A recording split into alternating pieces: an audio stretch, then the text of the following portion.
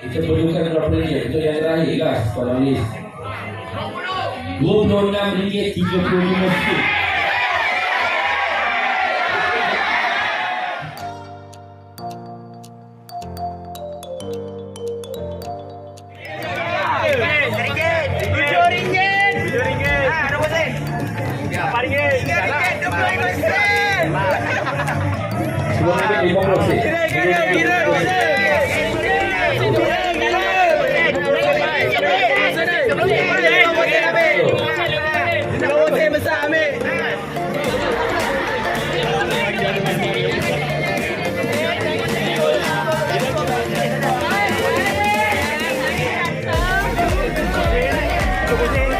Berapa target kita nak ni? RM10. Kita nak cari RM10. Okey, jadi setiap peserta akan cari nilai RM10.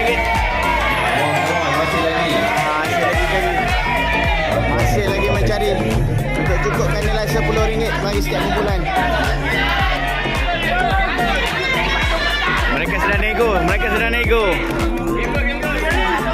Dia nego.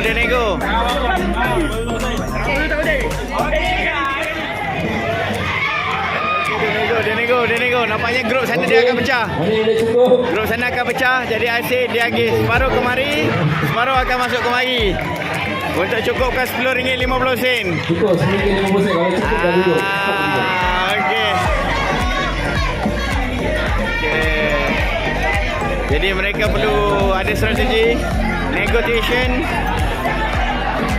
Tidak mementingkan diri sendiri.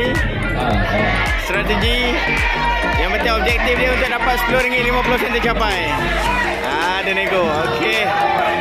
Jadi daripada 3 tim tadi, sebabkan 3 tim tak cukup dapat RM10.50, mereka pecah. Grup yang sana tadi dia pecah. Separuh masuk sini, separuh lagi masuk. Okey, nice. Okey.